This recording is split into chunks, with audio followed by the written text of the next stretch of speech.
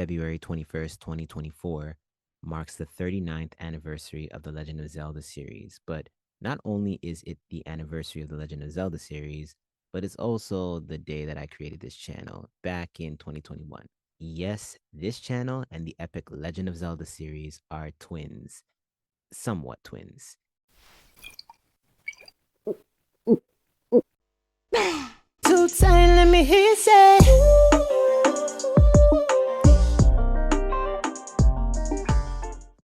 Hey, what's up, you guys? I'm Ro from Zelda Astrology, and thanks for tuning in to another one of my videos, another one of my honestly more blue pill content where I just talk about some more fun, admittedly less controversial, less inoffensive topics in astrology concerning technology. And so, if you do enjoy my elixirs, please go ahead and hit that like button. It helps out my channel tremendously.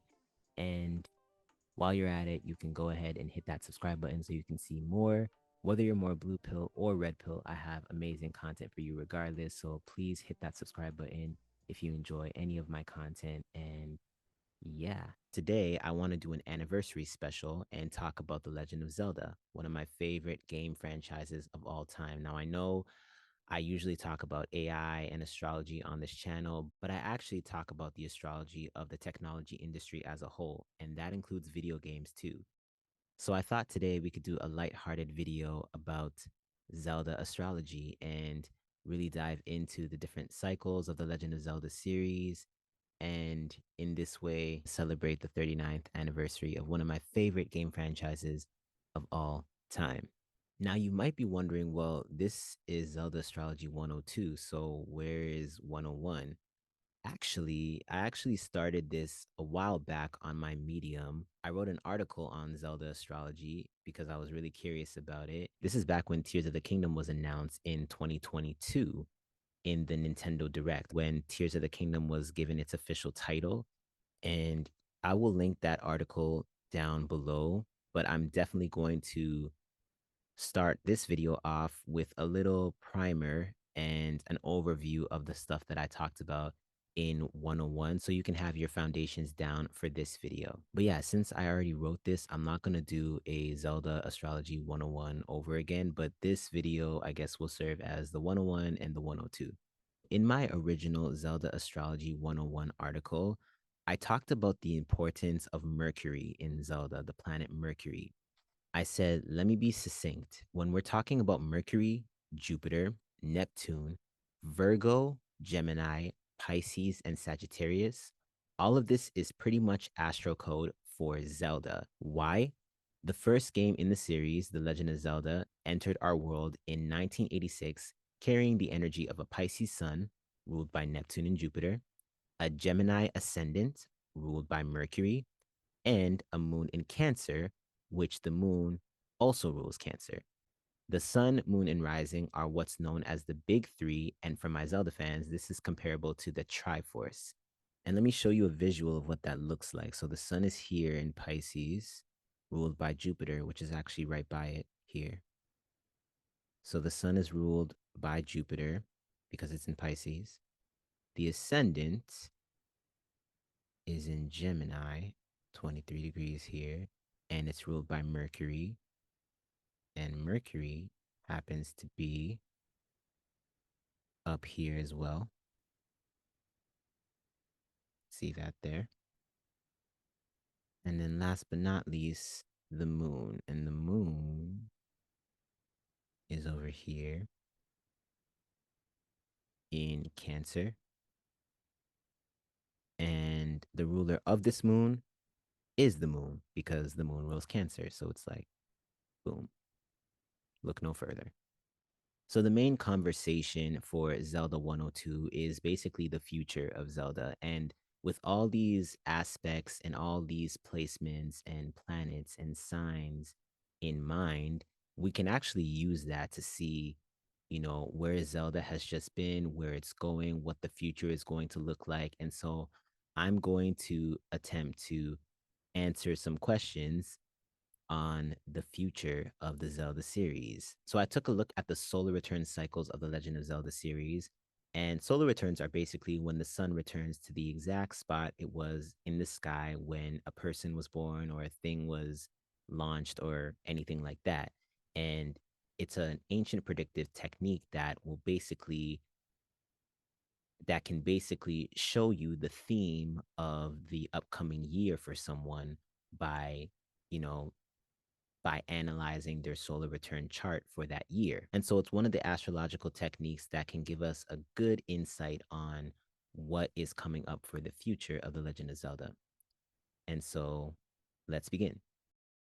So, first and foremost, 2023 was a pretty great year. The solar return was in the 10th house, and the ruler was in the 11th house of sequels, Tears of the Kingdom. So this is the solar return chart, and that shows up here with the ruler of the 11th house being Mars. Why? Because the 11th house is in Aries. Aries is ruled by Mars. So the ruler of the 11th house, Mars in Gemini over here is on the ascendant. Why is this significant? Because Gemini is associated with the eyes, because anything that's like a pear is Gemini ruled. Fingers, eyes, nostrils, two ears. Then you have Mercury. A bell should be going off in your head. Mercury rules the entire series as a whole. Mars is actually trining Mercury, the ruler of the entire series, and it's in the ninth house too, which is publishing. Traditionally, the ninth house is publishing books and things of that nature. And so, that could also be publishing video games. The ninth house is in Aquarius, which rules technology. That could be video games. And like I said, the 11th house is sequels, and Mars was ruling that 11th house. So you have Mars trining this Mercury, and they published Tears of the Kingdom. Mars is in 16 degrees as well. And this degree is the degree of Cancer, and Cancer is a water sign associated with emotions, tears, crying. See what I'm saying? And also the 11th house is in Aries, and Aries and Cancer, when you think about it, those two signs are basically the crybabies of the zodiac, really. They wear their emotions on their sleeves. And so, Tears of the Kingdom. So that was the 2023 solar return, or the anniversary year from 2023 to 2024 of February the 21st. It ended today, basically. Now, what I found in my research is that 2027 to 2028 is another big year. It's a solar return in the 10th house with the ruler on the angle. So, this is the solar return chart from February 21st, 2027 to February 21st, 2028. The ruler, Mercury, is actually on an angle. And when you have a planet on an angle, it's much more significant. It's much more apparent in some way, in some fashion. And so this is a year where the ruler of the entire series is, at the top of the chart, the most visible part of the chart. There's also a full moon that's happening in this chart, as you can see here.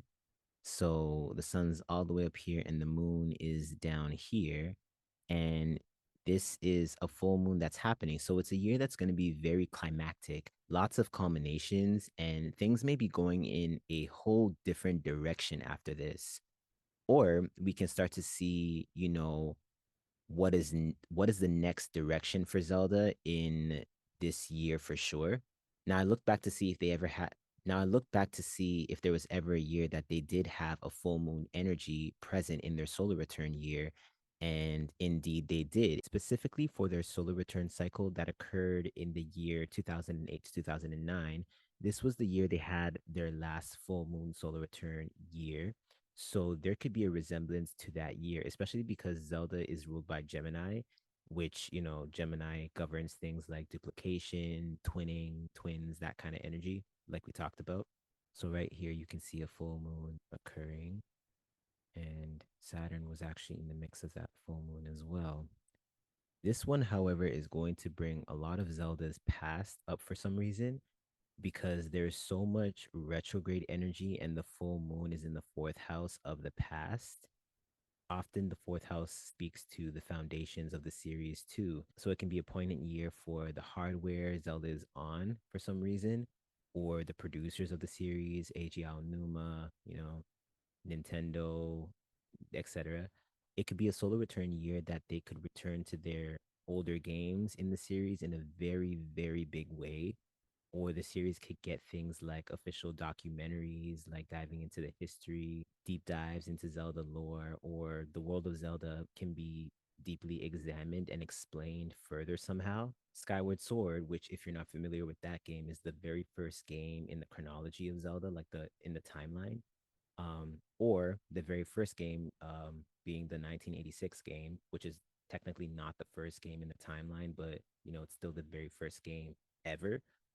Those two games may be very relevant during this time. I mean, how cool would it be to get the very first game remade for the next console generation? Actually, let me know if you want me to do a Zelda astrology video on the probability of that, because that is a whole other set of astro symbology right there. The solar return cycle for 2025 to 2026, it's interesting enough to at least reference because this is the 40th anniversary for the Zelda series. It's a solar return that's occurring in the fifth house. Fifth house rules celebrations, parties, that kind of thing, and also creativity. And it's the first solar return where the ascendant is actually going to be ruled by Mars and Pluto. And Pluto just went into Aquarius. It hasn't been there for 200 ish years, so this is the first solar return while the planetary ruler of the year is Pluto in Aquarius. So that should be really interesting. So the last thing that I want to end off with is the probability of a Zelda Ocarina of Time remake. So this is the current solar return for Zelda Ocarina of Time. Oh my gosh, this Ocarina of Time is just what I will say is that we are in its current 10th house year right now, which is interesting. Saturn is squaring though, as you can see here. Saturn is at 0 degrees Pisces, squaring this sun. So first of all, with the sun being in the 10th house, Ocarina of Time is in the spotlight for some reason. Like it's out here being talked about or being highlighted for some reason. The sun illuminates things, right? And so with Saturn squaring, though, it could be issues or extra work behind the scenes if there is indeed a remake on the way. There is one year that I looked at for Ocarina of Time that showed like every planet in agreement that there's something retrogrady going on, something of the past going on, and this was 2025. But you could see here that it was a fourth house solar return year. And so I'd have to use other timing techniques to really see, the cycles of Ocarina from 2004 to 2007 in order to even make like an educated prediction.